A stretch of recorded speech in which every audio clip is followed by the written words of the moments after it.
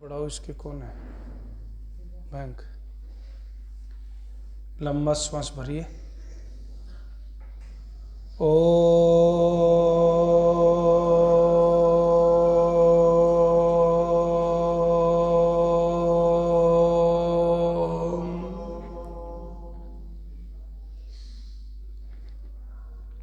एक बार फिर से ओ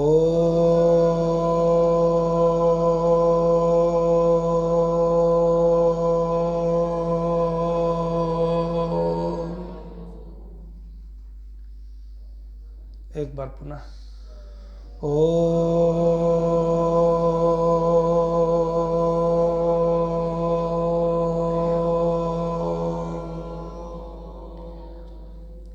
त्वं हि नः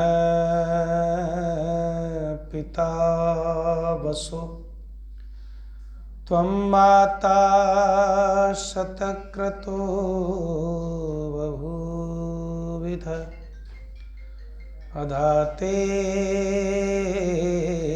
सुम्नमीमहे।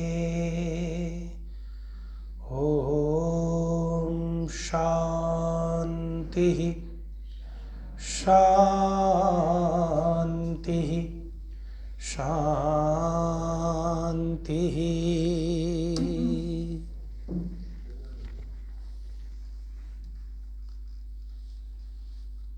आदर और सम्मान के योग्य आज के इस समारोह की अध्यक्ष समादरणीय डॉक्टर मंजू नारंग जी, इस कार्यक्रम की संयोजक आर्य समाज नोएडा की मंत्री समादरणीय गायत्री मीना जी, आदर और सम्मान के योग्य आर्य समाज नोएडा के प्रधान श्रीमती मधु भसीन जी, सभी उपस्थित भद्र पुरुषों, वंदनीय मातृशक्ति। थोड़ा सा ध्यान से सुनने का प्रयास करेंगे। दीपावली है, निर्वाण दिवस है, और दीपावली को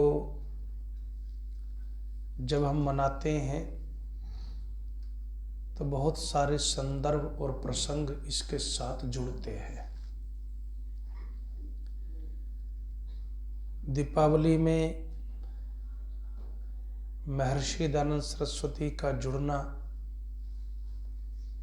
मैं समझता हूं कि दीपावली के दीपों की ज्योति को और बढ़ाता है। विनोबा भावे जी का भी अवसान हुआ और जैनियों में महावीर जी का अवसान निर्वाण हुआ, और इसीलिए वो ये कहते हैं कि भाई दिवाली हम पहले से मना रहे हैं।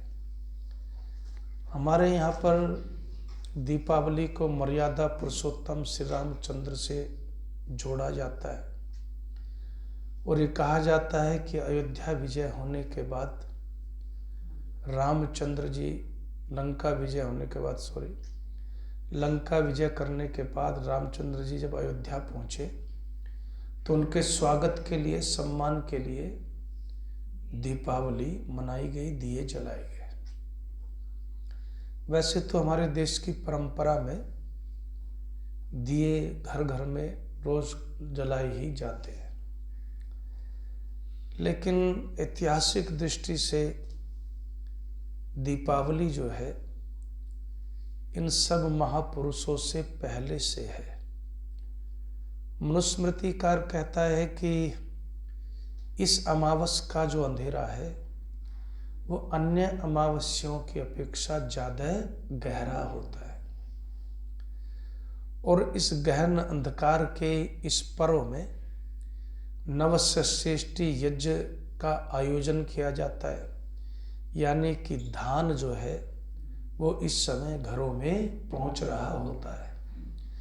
अब देखिए, संस्कृति देखिए साहब, वहीं से तो दीपावली की भावनाएं प्रस्फुटित हुई हैं, बिखरी हैं, कि आपके घर में अन्न आया तो आप उसके ऊपर छुपा करके नहीं बैठे, आपने आस पड़ोस को सबको बुलाया, गरीबों अमीरों को सबको बुलाया और कहा कि चलो यज्ञ करते हैं। और यज्ञ करके सबसे पहले तो धन्यवाद उस परमात्मा का करते हैं जिसकी कृपा से ये सब कुछ मिलता है। जिसकी कृपा से सब कुछ मिलता है उसका धन्यवाद करते हैं। और फिर जो मिला उस पर केवल मेरा अकेले का बोलिए अधिकार नहीं, बल्कि सबको मिल करके बांट करके खाना है। परमात्मा का धन्यवाद करने के लिए दीप जलाना, यज्ञ करना, ये परंपरा का संकेत मनुस्मृति में है। और ये जो भारतीय संस्कृति का हमारा एक क्रम है, जहाँ तक मर्यादा पुरुषोत्तम श्री राम के आने की बात है, तो जो मैंने थोड़ा बहुत पढ़ा ऐतिहासिक दृष्टि से, वो ये है कि लंका विजय के बाद वो वहाँ रुके ही नहीं, तुरंत अयोध्या पहुँचे। और लंका विजय का जो समय रहा वो समय था लगभग फाल्गुन मास या वैशाख मास, दो चीज़ों का वर्णन है। और मान लीजिए अगर साधारण भाषा में कहूँ कि लंका जीती फरवरी में और मैं फरवरी में ही आ गया और फिर दिवाली मनाई नवंबर में, तो इसका कोई लिंक वैसे ऐतिहासिक दृष्टि से दिखाई नहीं पड़ता। लेकिन एक स्वाभाविक दृष्टि से एक उल्लास होता ही है कि जब कोई व्यक्ति बहुत दिनों में आए तो मिठाई बनना, पकवान बनना, ढोल ढपाड़े बजना है, खुशियाँ मनाना एक स्वाभाविक रूप से है। इसलिए वहाँ पर किसी ने इस कल्पना को भी जोड़ दिया।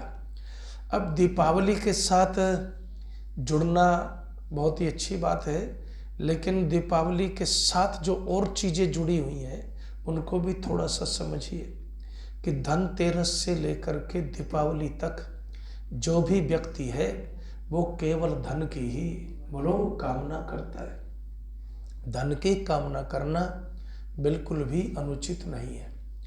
धन से ही जीवन का समस्त व्यवहार चलता है, धन से ही जीवन की गाड़ी चलती है। धन की कामना करना, उसके लिए पुरुषार्थ करना, उसके लिए व्यापार करना, उसके लिए प्रार्थना करना कहीं से भी बोलिए अनुचित नहीं।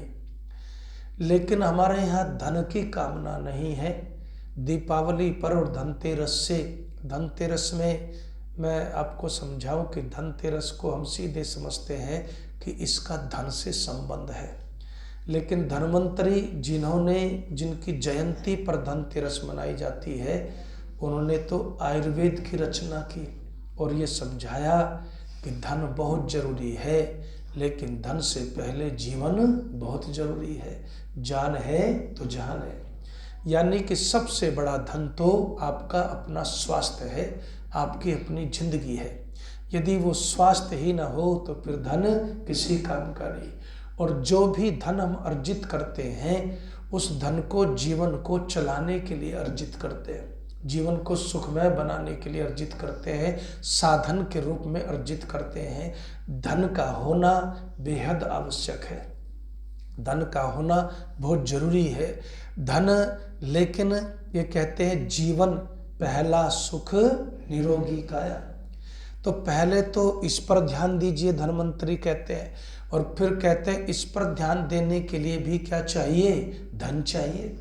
खाने के लिए भी पैसा चाहिए, मालिश वाले को बुलाओ तो उसे भी पैसा चाहिए। जो भी आप कार्य करते हैं, परिवार चलाते हैं, वस्त्र पहनते हैं, खाने के सामान खरीदते हैं, सबके लिए क्या चाहिए, धन चाहिए साहब। धन की और अन्न की निंदा बोलो नहीं करनी चाहिए। वो अलग बात है कि जब दूसरी परिस्थितियां होती हैं वह धन का ज़्यादा महत्व नहीं रहता, लेकिन धन प्रत्येक व्यक्ति के व्यवहार को चलाने के लिए आवश्यक है।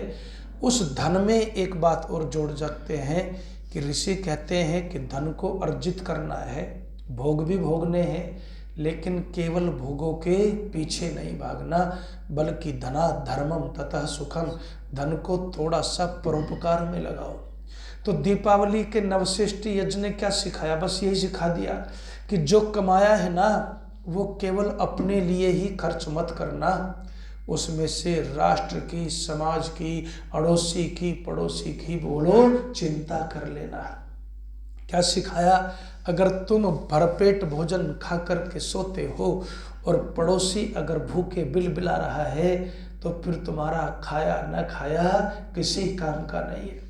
अगर तुम अपने उस थोड़े में से भी थोड़ा सा, ग्रासादपि तदर्धम स्यात्, कहते हैं कि अगर एक टुकड़ा भी है, उस टुकड़े के आधे से में भी आधे में यदि आपके पास है, उसमें भी जिस दिन देने की भावना सीखोगे उस दिन यज्ञ जैसी सुगंधी बोलो तुम्हारे कर्मों से आएगी।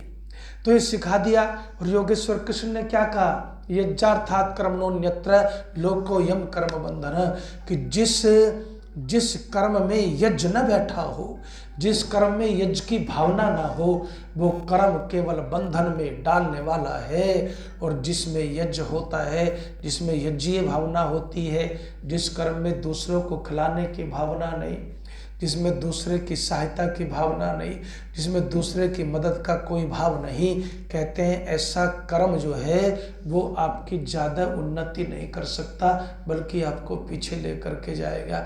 इसलिए कहते हैं कि बाकी सब कर्म बंधन में डालते हैं, केवल यज्ञीय कर्म है जो आपको उत्थान की तरफ लेकर के जाते हैं, जो उन्नति की तरफ लेकर के जाते हैं। इसलिए दीपावली सिखाती है साहब, नवश्रेष्ठ यज्ञ किया जाता है, सबको बुला करके सबको खिलाया जाता है, बांटा जाता है, ये सिखाया जाता है। और आप हमारे देश की परंपरा देखिए, आप मुस्लिम मत को छोड़ दीजिए तो वहाँ तो हाय हुसैन छाती पीटी जाती है, लेकिन हमारे देश में किसी भी महापुरुष का जो है दुख पूर्वक जो है वो निर्वाण दिवस बोलो नहीं मनाया जाता। यज्ञ करके मनाया जाता है, सुख पूर्वक मनाया जाता है, शांति से मनाया जाता है। और इसीलिए जीवन में आपको भी ये बात समझनी है कि महापुरुषों के जीवन से कुछ सीखना है। आप गुरुद्वारे में देख लो, प्रकाश पर्व मनोता है तो भंडारे लगते हैं, लंगर होते हैं, मंदिरों में देख लो, जैनियों में देख लो, सब जगह यही परंपरा है। इसलिए है कि वो महापुरुष जा करके भी बोलो नहीं गए और हमें कुछ सिखा करके गए। एक दो चीज़ें आपको थोड़ा सा समझा देता हूँ कि दीपावली के दिन एक और चीज़ जुड़ गई है। नमस्ते माता जी, बैठिए। एक और चीज़ जुड़ी है, वो क्या चीज़ जुड़ी है कि मैं आपको ये कह रहा था कि यज्ञीय भावना कैसे आएगी। धन के साथ कामना लक्ष्मी की है, यही लगा दो ना साइड में, धन से कामना लक्ष्मी की है। और लक्ष्मी जो है वो लक्ष्य को लेकर के ईमानदारी से कमाई जाती है, उसको लक्ष्मी कहते हैं। जब सहारा मिलता है तो उसको श्री कहते हैं। तो ये यज्ञीय भावना नवश्रेष्ठी यज्ञ में जब अन्न आता है तब हमें सिखाई जाती है। लेकिन लक्ष्मी की वृद्धि सब चाहते हैं, लक्ष्मी को सब चाहते हैं। व्यापार से जो कमाई जाती है वो लक्ष्मी है, पुरुषार्थ से कमाई जाती है वो लक्ष्मी है, जो लक्ष्य लेकर के कमाई जाती है। लेकिन लक्ष्मी का एक वाहन बना दिया साहब, जिसका नाम है उल्लू, जिसका जो है दिवाली से संबंध जोड़ दिया गया। अच्छा एक बात बताइए, जो मोटी बुद्धि का आदमी हो है उसको क्या कहते हैं? जो मूर्ख हो, महामूर्ख हो, भट्टाचार्य, उसको आप कहते हैं उल्लू। और फिर आप ये कहते हैं कि उल्लू के पूजा करने से घर में लक्ष्मी आती है। ये कितनी बड़ी भ्रांति है साहब। मैं एक बार उज्जैन गया था, वहाँ पर एक महापंडित, आरसमा जी नहीं था, पूरा आधा अधूरा जरा मरा सा था, वैसे ही दूसरा था। तो चिड़ियाघर में गया, हम शेर देख रहे हैं, हम कुछ और देख रहे हैं। वो वहाँ पहुँचा जहाँ उल्लू बैठा हुआ था और कहता है, अरे महाराज किसी तरह से इस उल्लू का एक नाखून दे दो, ये लक्ष्मी का वाहन है। मेरी पत्नी कहती है तुम कहीं से उल्लू का नाखून ले आओ तो फिर धन में लक्ष्मी जो है से भर जाएगा घर। अरे मैं आपको कहना चाहता हूँ, उल्लूपने से घर नहीं भरता, बल्कि उल्लुत्व को छोड़ करके, मूर्खता को छोड़ करके जब व्यक्ति पुरुषार्थ करता है बोलो तब उसका घर भरता है। लेकिन सारी परंपराएं उल्टी हैं साहब, सारी परंपराएं उल्टी हैं। एक परंपरा और जुड़ गई है, वो क्या है? वो ये है कि भाई जीवन में जुआ खेलो। मैंने एक आदमी से पूछा, मैं रिसर्च करता रहता हूँ, मैंने कहा जी जुआ क्यों खेला जाता है दीपावली पर? बोले जी इससे लक्ष्मी आती है। भाई इससे बड़ी मूर्खता मैंने नहीं देखी जिंदगी में। इतना बढ़िया पर्व दीपावली है। इतना बढ़िया पर्व, क्या कहते हैं, आरोह तमसो ज्योति, वो सिखाता है कि अंधकार के गहन अंधकार भी छा जाए, चारों तरफ अंधेरा जीवन में घिर भी जाए, तब भी व्यक्ति जो है उसको विदीर्ण करके हमेशा प्रकाश पर आरूढ़ होने का प्रयास करता हो या करना चाहिए, ये सिखाता है हमें। लेकिन हम सब ने क्या कर लिया, हम सब ने कहा कि जुआ खेलने से बोले धन आएगा, और धन नहीं, लक्ष्मी जी आएगी। कौन आएगी? लक्ष्मी जी। आज जो है सत्या हॉस्पिटल वालों ने जो पहला था कि उन्होंने भाई समय लिया कि यज्ञ कराएंगे जी, लक्ष्मी पूजन कराएंगे। तो मैंने कहा अभी फिर आया जी, वो यज्ञ अंदर कराएं, लक्ष्मी पूजन अंदर कराएं। मैंने कहा सुनो, तुम जिस लक्ष्मी पूजन की उम्मीद में बैठे हुए हो ना, वैसा लक्ष्मी पूजन तो मुझे नहीं आता भाई, कि हल्दी से पैर रंगो, फिर उनको धो, फिर उन पर मत्था टेको, फिर मिठाई झूठे मूठे खिलाओ। मैंने कहा वो वाला काम नहीं, यज्ञ कराना जिस दिन यज्ञ करा लेना, बाद में करा लेना, अभी किसी और को पकड़ लो। वो कहने लगे जी आप ठीक कह रहे हैं, हम लक्ष्मी पूजन कराएंगे। तो ये लक्ष्मी पूजन उल्लू साथ में जुड़ गया, जुआ साथ में जुड़ गया।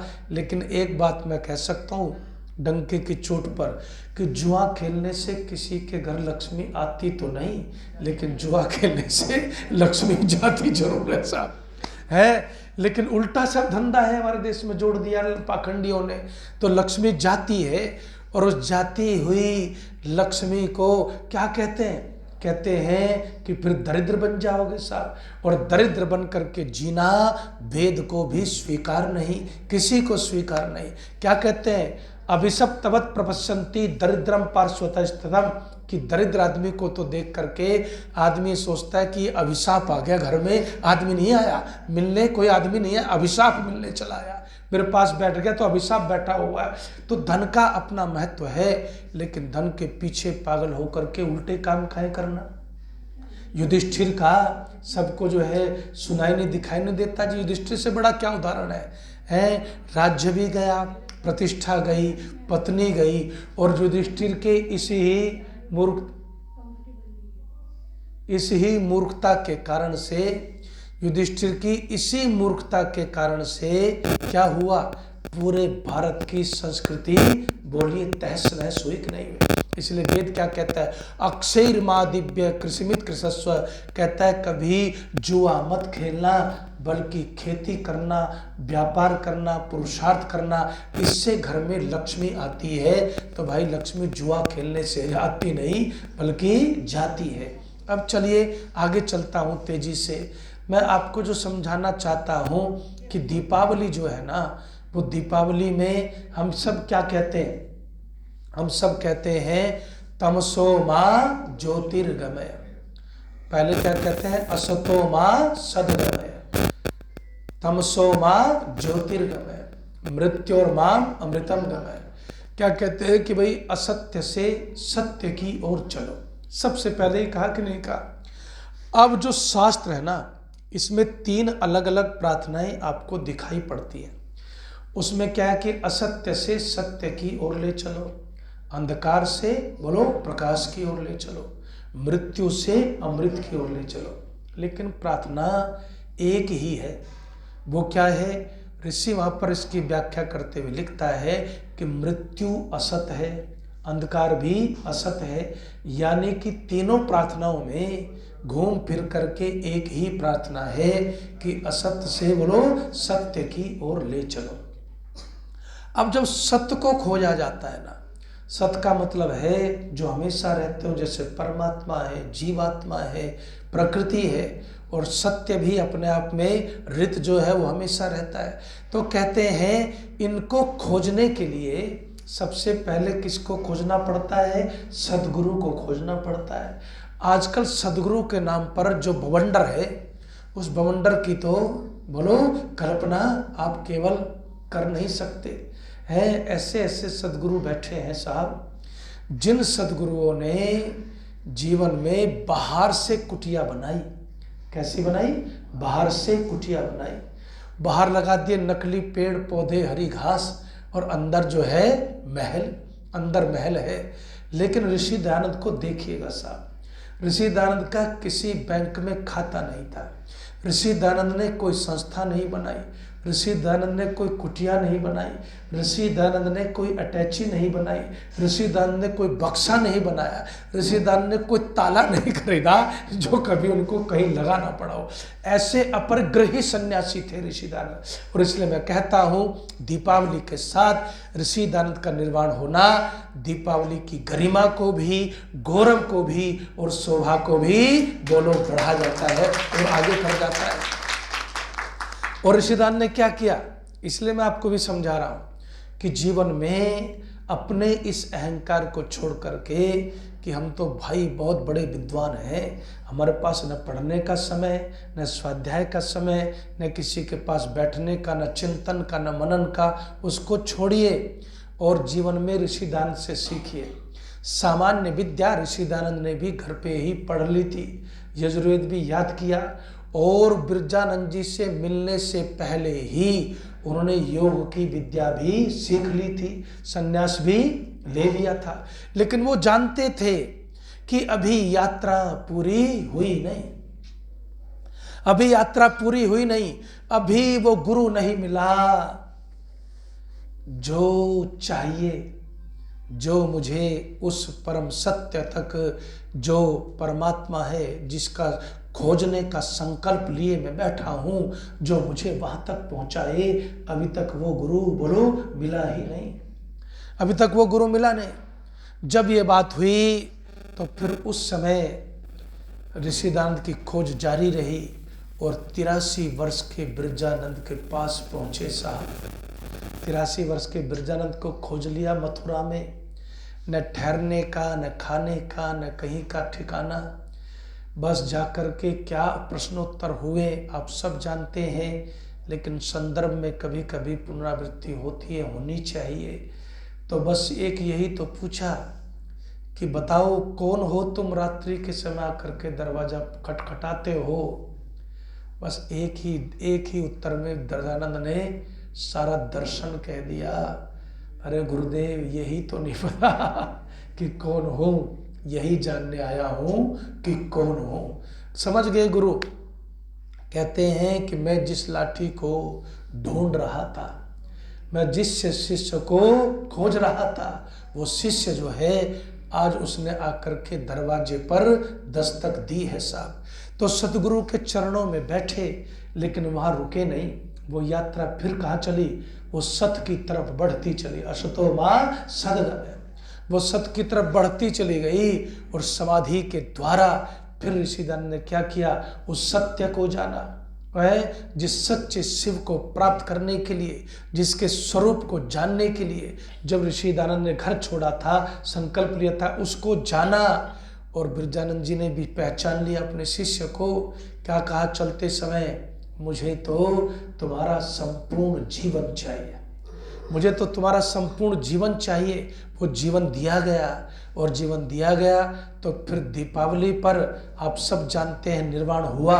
लेकिन निर्वाण होने से पहले वो चमत्कार हुआ जिसने इस देश में छाए हुए बड़े गहन से गहन अंधकार को दूर करके फिर से इस धरती पर ज्ञान का, वेद का बोलिए प्रकाश फैला दिया।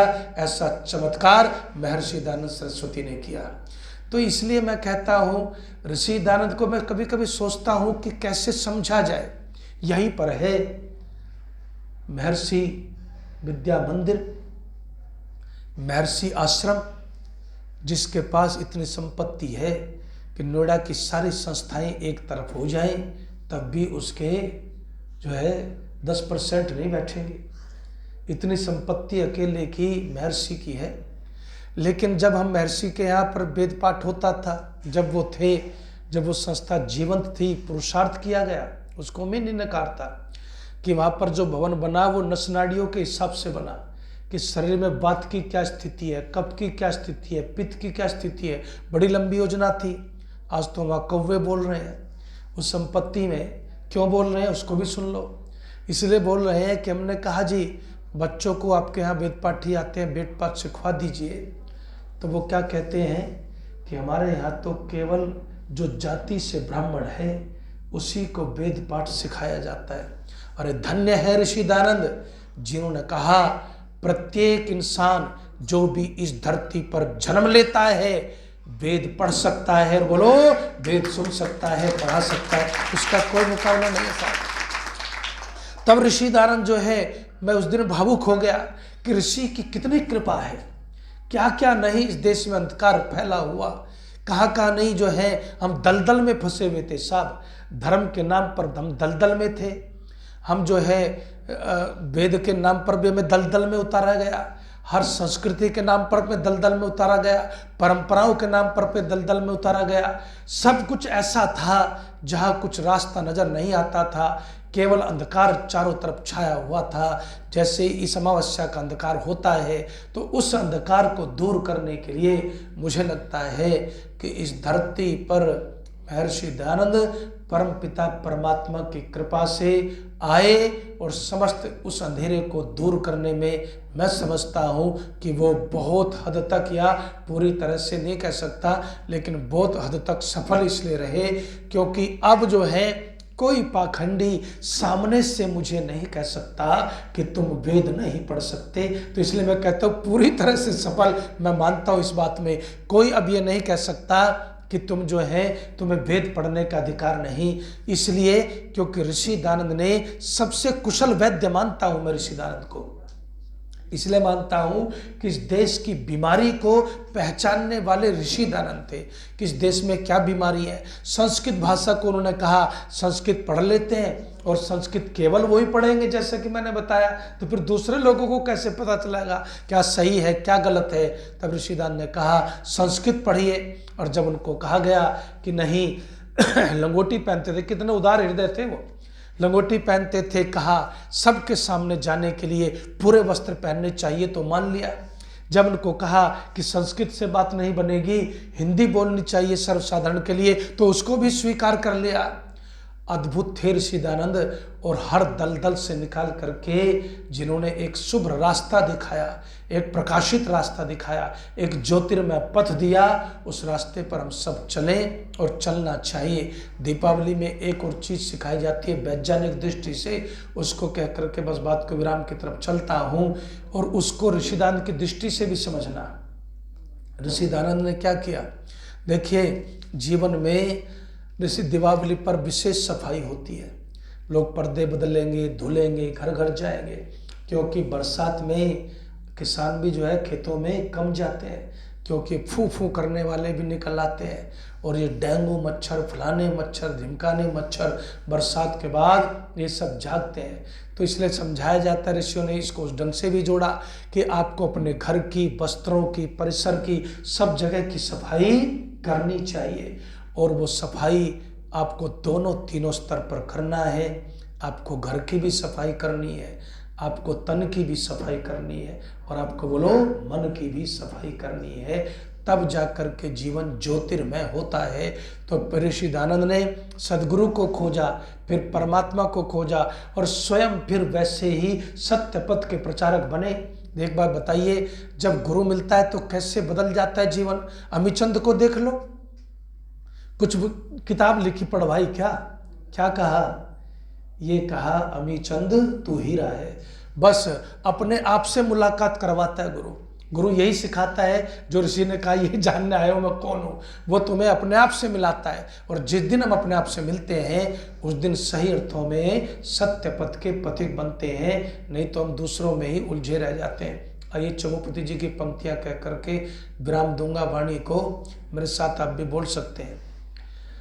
ओ दुनिया बता इससे बढ़कर फिर और हकीकत क्या होगी, जन दे दी तला से हक के लिए, फिर और इबादत क्या होगी।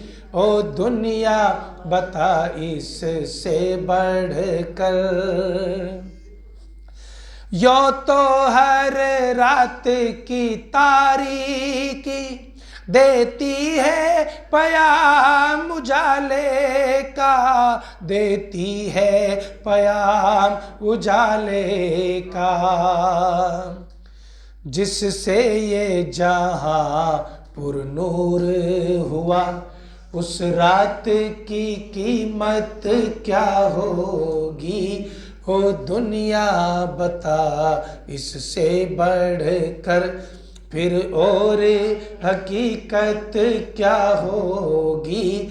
ध्यान दे दी तलाशे हक के लिए, फिर और इबादत क्या होगी, हो दुनिया बता इससे बढ़कर। जहर भी पिलाए अपनों ने, खंजर भी चलाए अपनों ने, जहर भी पिलाए अपनों ने, खंजर भी चलाए अपनों ने, खंजर भी चलाए अपनों ने। अपनों के ये ऐसा क्या कम है, अपनों के ये ऐसा क्या कम है, गैरों से शिकायत क्या होगी, हो दुनिया बता इससे बढ़कर। सब मिल के लाइनें बोलेंगे जी। औरों के लिए मरने वाले मरकर भी हमेशा जीते हैं, औरों के लिए मरने वाले मरकर भी हमेशा जीते हैं, मरकर भी हमेशा जीते हैं। जिस मौत से दुनिया प्यार करे, जिस मौत से दुनिया प्यार करे, उस मौत की कीमत क्या होगी, हो दुनिया बता इससे बढ़कर। सदियों की फिजा के बाद खिला एक फूल उसे भी तोड़ दिया, सदियों की फिजा के बाद खिला एक फूल उसे भी तोड़ दिया, एक फूल उसे भी तोड़ दिया। फूलों के कलियों के मसलने वालों से, कलियों के मसलने वालों से, फूलों की हिफाजत क्या होगी, हो दुनिया बता इससे बढ़कर। फिर और हकीकत क्या होगी, जान दे दी तलाशे हक के लिए, फिर और इबादत क्या होगी, हो दुनिया बता इससे बढ़कर। बोलो महर्षि दयानंद की।